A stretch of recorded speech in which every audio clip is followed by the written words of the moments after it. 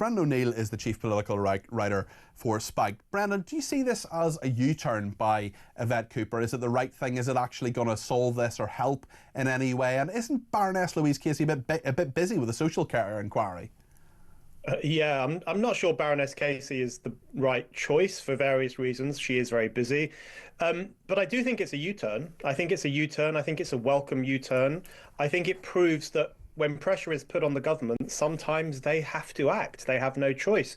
And I think more broadly, it really calls into question the ability of the political class and the media class to set the agenda like they used to. I think that's really what has been called into question by this whole resurgence of the rape gang scandal. You know, because in the past, they would have just policed this debate by saying, well, don't be too Islamophobic, don't be too racist, don't ask too many questions. And that did have quite an impact on our ability to talk about it in public. But that doesn't wash anymore. It's simply not working. And people are pushing back and saying, look, we just want the truth about what happened to these working class girls in towns around England. So the inability of that kind of opinion forming set to set the agenda, to make the running, to control what the rest of us think and say, that is falling apart. And I think that's quite welcome. Do you think they get that? Do you think the ruling class gets that and understands? Look, it's taken them 16 days to actually respond to this and to do some version of what various people were calling for, including in Oldham, but also doesn't say a lot about social media and people like Elon Musk that, I mean, this to me, I think there are parallels. I wonder if you agree, and feel free to disagree, Brendan, but I think there are possibly parallels with the Mr. Bates versus the Post Office drama last year, when you had, you know, great journalism from Private Eye, great journalism from Computer Weekly about it for a decade. Basically, government didn't take a blind bit of notice of it. Then suddenly it becomes a thing that people are talking about, including on social media. Suddenly this call by Oldham Council for 6 years, councillors there calling for this. We spoke to one of them earlier in the programme. Suddenly it becomes a thing because Elon Musk says it's a thing, and the government, as you say, forced to act. That's right. I think that is a good comparison. And you're right. You know, the mainstream media did actually cover this story. I think people tend to forget that it was the Times of London, you know, our newspaper. Andrew Norfolk, great journalist. Yeah, brilliant journalist. And he was like a dog with a bone with this story for many, many years. And he did excellent work and he brought it into the sunlight. And we all could see the truth if we were reading those papers and following those reports. But you're right. You know, the thing that exploded it again was Elon Musk's intervention and his pushing of this story. Now, some of his interventions have been cat-handed. He hasn't always got it right. He's got some factual things wrong. And I think he's been way too harsh on Nigel Farage. That's my personal view. Was the tone wrong in what he said about Jess Phillips? I think the tone was wrong in relation to that. I think there were authoritarian elements to what he was saying when he was saying that ministers should be locked up and King Charles should dissolve Parliament. I mean, it was hard to know how much he was just taking the mick or how much he was being serious, but not everything he said was on point or accurate or even good. However, there is no question that his intervention has pushed this back into the limelight and has forced the government's hand. And I think it's quite sad, actually, that it takes a foreign billionaire to make our government take action. I wish they'd listen to the journalists who pursued this story. I wish they'd listened to ordinary people up and down the country who have been calling for the truth and calling for answers. The fact that they didn't listen to us and it took this incredibly wealthy, powerful man to make them listen, that doesn't say very much about them.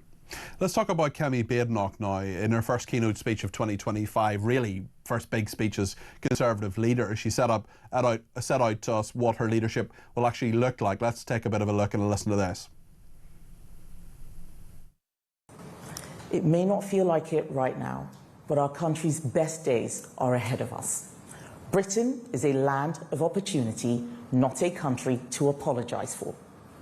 So if you want real plans rather than announcements, join us. And if you want a better country for our children, join us. Together, we can fix the damage that Labour is inflicting. Together, we can make politics work again for the first time in a generation. The Conservative Party is changing. We are under new leadership. We are back in the service of the British people, and we are going to give you your country back. That's Kemi Badenoch speaking to a think tank called Onward. She also gave her thoughts on uncontrolled immigration. And no ifs, no buts. We simply cannot take all the millions of people who want to come here from elsewhere. Our country is our home. It is not a hotel. If people arriving don't want to integrate into British culture, they shouldn't be here. So that is Kemi Badenoch speaking earlier today. Brendan, what sort of a start do you think Kemi Badenoch has made, and will these comments carry water and convince people to vote Conservative? I think she's had a bit of a rocky start. I think that's not entirely her fault. You know, she's leading, let's not forget, she's leading a pretty divided party. You know, the Tory party has not magically come together behind Kemi Badenoch. They are still quite divided into different camps. You know, there are the kind of wets and the dries and all those things, hangovers from the past and the divisions over Brexit and so on.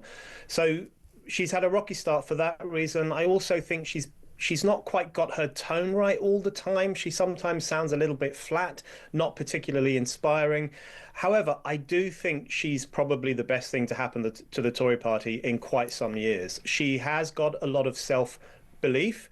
She's got a lot of good ideas. I think the fact that she's willing to be pro-Britain, I know that sounds like a very basic requirement for someone in politics, but you'd be amazed. Doesn't always happen. Doesn't always happen. Exactly. We should be proud of our country and stop apologising for our past. That is now a radical idea. That's right, absolutely. It's now quite fashionable to be a Britain basher and to think that our history is just one crime after another and we should all be atoning for the sins of history. The fact that she's come out saying, look, let's take pride in this country, I think that's a good thing. I also think she will connect with people on the immigration issue. Now, I don't accept this idea that Britain is full of xenophobes who want to completely stop immigration forever. However, they are concerned about the porousness of our borders, the fact that we seem to have no control over who's coming here, the fact that the numbers keep going up despite politicians' promises to bring them down. People are very worried about what immigration says about our ability to police our own borders, to control our own democracy, to integrate or not to integrate. So the fact that she's going to make a policy point of that, I think that will connect with members of the public if she does it right.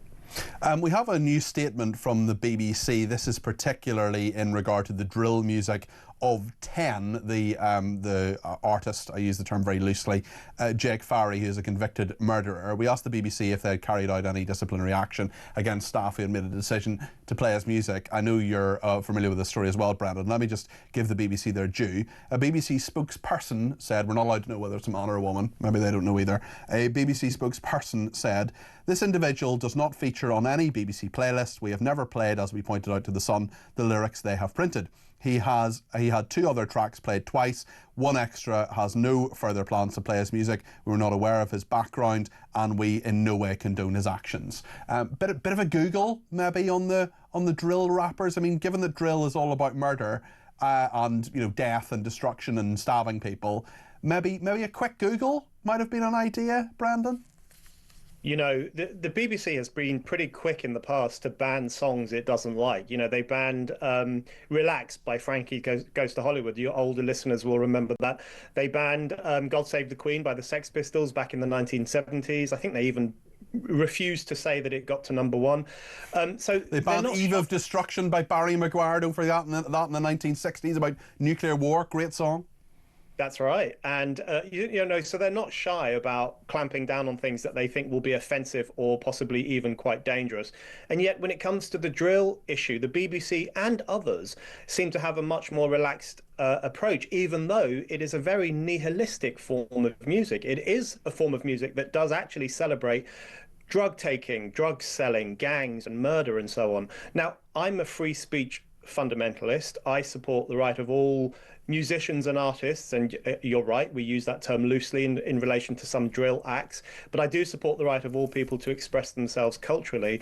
But whether the British Broadcasting Corporation, which we are all compelled by law to fund, whether they should be playing this kind of music is a different question. Yeah, you're absolutely right. On 10, on the artist 10, I'm giving the BBC 0 out of 10. Thank you.